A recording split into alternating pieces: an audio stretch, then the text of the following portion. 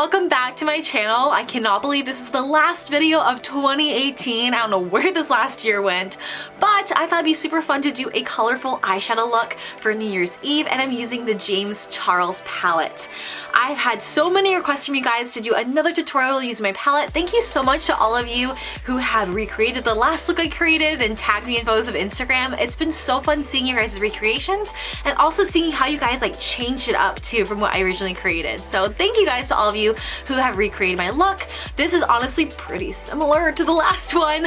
I was gonna do something just plain and boring with browns, but I feel like everyone does either like a brown smoky eye or a gray smoky eye, and I wanted to do something colorful and different just because I don't really see a whole lot of that. Similarly to how with the last Jamescharlescasting look I didn't really see a lot of people doing like a solid eyeshadow look. I saw a lot of people doing crazy cool rainbows, and I wanted to do something that I felt like my audience could really do. And it was something that, even though it looks kind of intimidating, I felt like beginners could do it. So I feel like this is still a beginner look. I do go into pretty finite detail explaining what I'm doing, why I'm doing it. So if you're really intimidated and have no idea how to do eyeshadow, I do take my time to explain how I do this look. So I hope you guys are excited for this tutorial, and I hope you have a wonderful New Year's Eve. Let's get started. Starting off, I'm taking the shade Canvas on a big fluffy blending brush and just running that right above my eyelid, right underneath my brow bone. We won't see the shade in the end result, but it will act as a nice base as we're putting on our other colors. Taking the same brush, I'm picking up the shade Mary and just placing that right along my crease. As you can see, when there's a lot of pigment on my brush, I'm not really moving it all across my lid. I'm really concentrating this in this one area. And when there's less product, that's when I start to blend it outwards. This technique will really help you when it comes to blending. You don't want to go in with all your color at once. You really want to start off with a little bit of color and build on it. So as you can see, that's what it looks like with just one tap into that color. I'm going to go back into that color again. You can see I have a fair amount on my brush.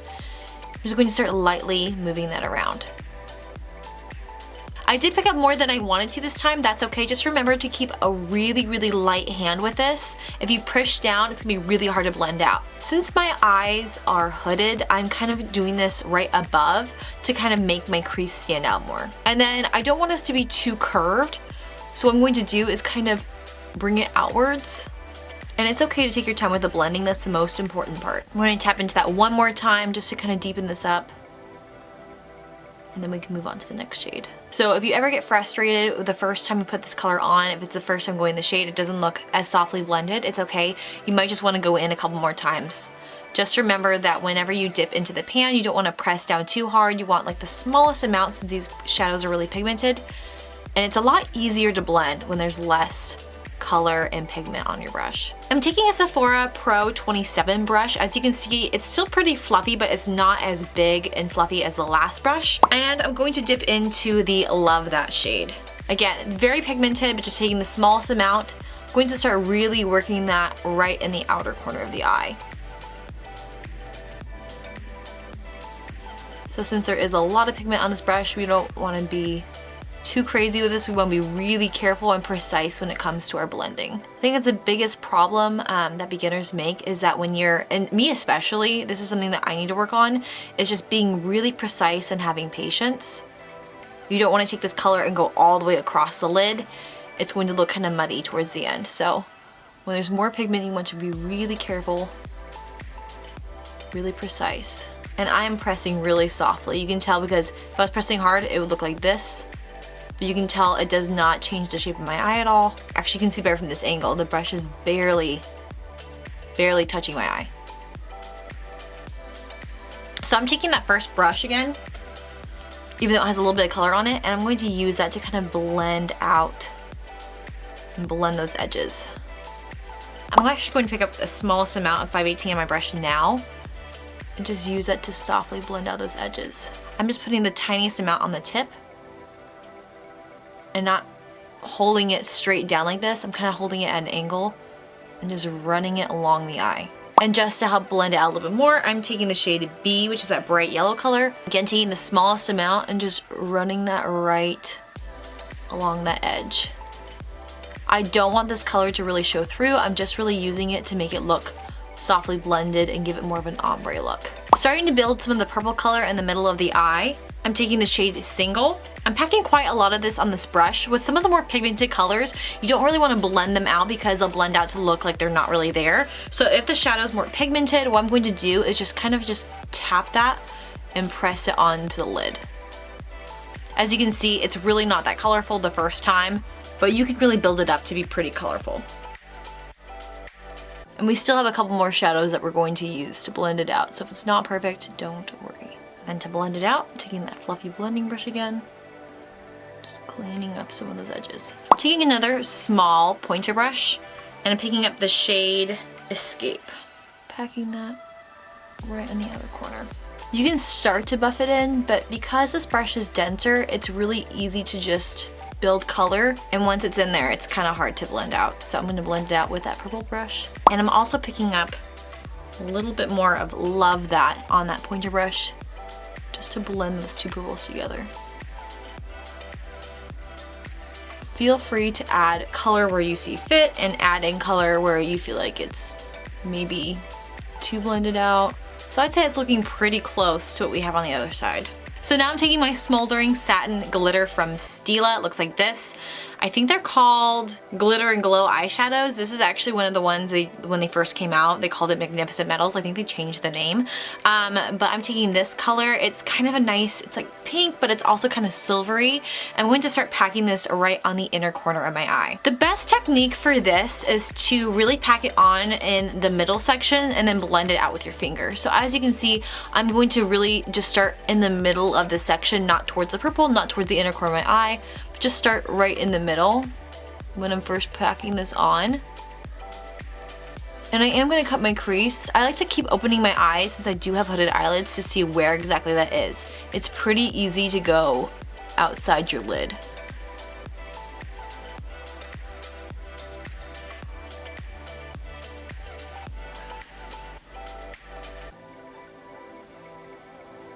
One trick is to like put it down and then look up like that, because it will kind of cut the crease. You can see right now it looks a little harsh, like there's definitely a line right there.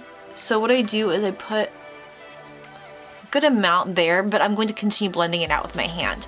So since it's still wet, that's when I'm going to just start to press where it's wet and transfer it towards the middle of my eye.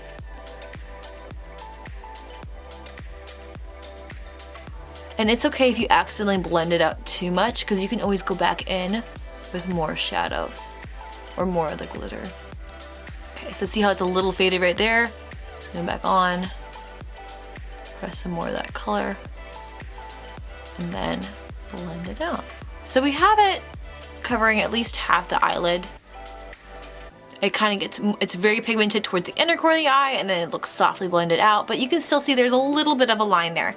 So, and there's also some glitter up higher. So what we're gonna do, take that first blending brush and just lightly dust that where you don't want that glitter. So I want the glitter to stop right there. So just running that along in my crease takes it right away. See right here, there's some glitter? Just take it away.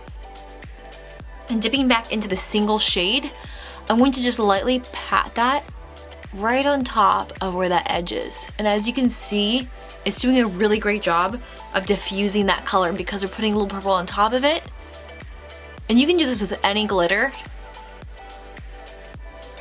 It's going to really lightly diffuse it so that it's more of an ombre look, and it softly fades into the purple rather than being like a sharp line. We do have some fallout under our eyes, so what we're gonna do is just take a brush and sweep it away. Again, like I said, this glitter is really easy to remove in case it does fall down a little bit. Then taking one of my pointer brushes, I cleaned it off, but I'm going to take the shade 518, it's that orange color, and just run it underneath my eyes. We're gonna create the under eye look. Just starting in the middle, then softly blending it out, and when there's less pigment, that's when I blend it towards the inner corner of my eye. Then I'm picking up the shade Love That on the same brush, and really concentrating this on the outer corner of the eye, and ever so lightly blending that out.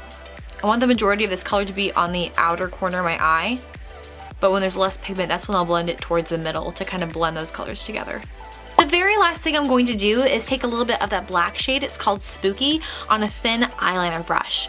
One thing that I've noticed when I put on false lashes is there's usually with the lashes that I use, because they are black, there is a line usually between where the lashes end and my natural lashes. So what I do is I like to just kind of like lightly line my waterline so that it looks like you can't really tell where the lashes start and end, because the band itself, you can kind of see the band itself is black. So by doing this, it just makes it look a lot smoother and a lot more blended. So I'm starting on the outer corner with this and just really pressing it, because this is so pigmented. I'm just really pressing that right along my waterline. As you can see, we're getting a little bit of fallout, but I will show you guys a trick on how to get rid of that. If you're just working in small sections, packing it on, as opposed to just sweeping all the way across, it's going to look a lot cleaner. Alright, so that's about all I'm going to do for the liner. Again, you're not going to really see this. The goal is just to make it look like it's all cohesive. So I made a mistake on this eye when I swept it away. It just left it kind of, you can't even see it now because I fixed it, but there was like a little bit of a black mark right there because this shadow is so pigmented. So what we're going to do is go on top of it with some loose setting powder and then sweep it away. The best thing to do is to do this beforehand, because then it will just fall on top of this, but you can do this afterwards too. By using a tapered brush, it'll be a lot easier to make sure it just lightly sweeps it away without actually pushing the pigment into your skin. So again, lightly, I'm going to dust that away. And that way we don't have any black marks on your face where the eyeshadow fell down. Popping on some false lashes before doing my under eye mascara, I'm using the House of Lashes Iconic Lashes and the Thrive Cosmetics Infinity Lash Glue. You can use tweezers. For whatever reason, on this eye I can't use tweezers, but on my right eye I can. So I can just place it on in the middle.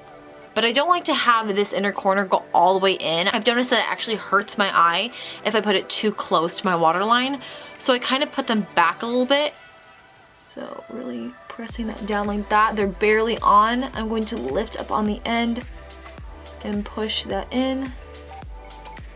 And then this part is actually up a little bit. I like to put it on first in the middle section and then place the outer corners. And then just push it in. I don't want to move it too much. I don't want it to lose its tackiness. But as you can see, since we added that black eyeliner, you can't really tell where the lash begins, even though we know it's right here. It doesn't look really obvious that we didn't go all the way in with the false lashes. Then just to finish up, I'm taking the Too Faced Better Than Sex mascara.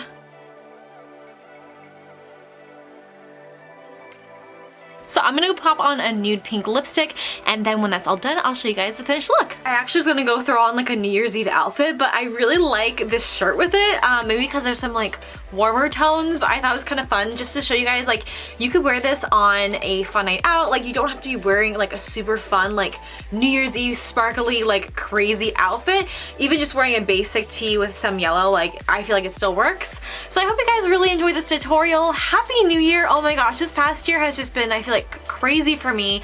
Just thinking about so many things, like, I honestly forget like what happens in a year. I don't know if you guys are the same. Like, I was going back and looking through all these different photos and seeing like, oh my gosh, I forgot this happened and this happened, and just thinking about how many trips I've gone on. I went skiing a lot this last year, went to Montana, love skiing in Montana. It's so much fun. I got to go to 2 different Disneyland trips. I went in April and then also in September, which is fun for me because I haven't been to Disneyland in at least I think 5 years before that, because I was working at Disney World. And in June, I got to go to New York with Benefit Cosmetics. I was one of 17,000 entries. I was in the top 20 and was picked to be flown out to New York with Benefit Cosmetics to participate in their brow search.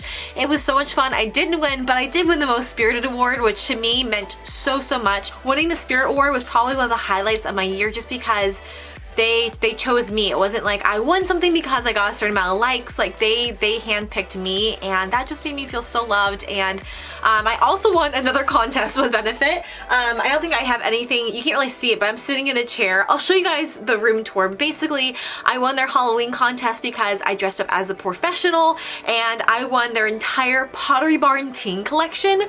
It's a lot. Like, there's a lot of furniture. I'm sitting in this chair that I was so excited to get. There's a cute rug.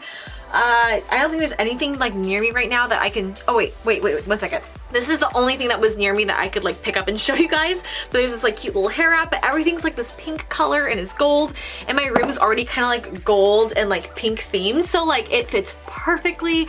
But yeah, it's been a really fun year, and I think it's easy to get kind of wrapped up in maybe just seeing on social media, but seeing all these people doing things and feeling like you're inadequate. But really, when I look back on my year, I'm like, wow, there's a lot that I did, and there's a lot of cool things I got to do. And honestly, it was a good year. I think there are days where I get really depressed. Yesterday, actually, I was really depressed and having a hard time.